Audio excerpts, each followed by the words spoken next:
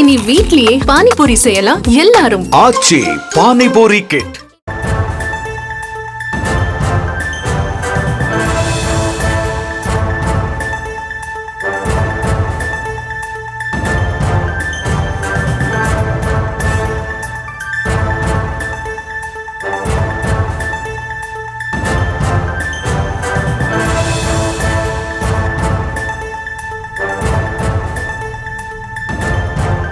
அண்மை செய்திகளை பார்த்து வருகிறோம். அண்ணா நகர் சிறுமி பாலியல் வன்கொடுமை வழக்கில் சென்னை உயர்நீதிமன்றம் உத்தரவு பிறப்பித்திருக்கிறது. சிறுமியின் வாக்குமூல வீடியோ மற்றும் ஆடியோவை பரப்பியவர்கள் மீது நடவடிக்கை எடுக்க இந்த உத்தரவானது பிறப்பிக்கப்பட்டிருக்கிறது.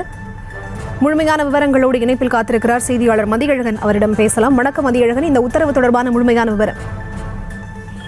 சென்னை அண்ணா நகரை சேர்ந்த 10 வயது சிறுமி பாலியல் வன்கொடுமை செய்யப்பட்டது குறித்து புகார் அளிக்க சென்ற பெற்றோரை அண்ணா நகர அனைத்து மகளிர் போலீசார் தாக்கியது தொடர்பாக தாமாக முன்வந்து விசாரணைக்கு எடுத்த சென்னை உயர்நீதிமன்றம் இந்த வழக்கினுடைய விசாரணையை சிபிஐக்கு மாற்றியது. இதை எதிர்த்து தமிழ்நாடு அரசு தாக்கல் செய்த மேல்முறையீட்டு மனு விசாரித்த உச்சநீதிமன்றம் சிபிஐ விசாரணைக்கு மாற்றிய சென்னை உயர்நீதிமன்ற உத்தரவுக்கு தடை விதித்ததுடன் சிறப்பு புலனாய்வு குழு ஒன்றையும் அமைத்தது. இந்த குழு தனது விசாரணை அறிக்கையை வாரந்தோறும் சென்னை உயர்நீதிமன்றத்தில் தாக்கல் செய்ய வேண்டும் என்றும் உச்சநீதிமன்றம் உத்தரவிட்டிருந்தது.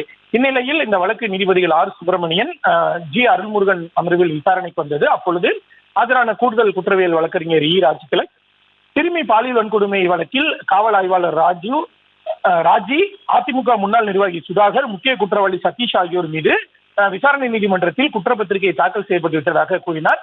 மேலும் சிறுமியின் வாக்குமூல வீடியோ மற்றும் ஆடியோ வெளியான வழக்கில் குற்றப்பத்திரிகை தாக்கல் செய்ய அவகாசம் வேண்டும் எனவும் கோரிக்கை வைத்தார்.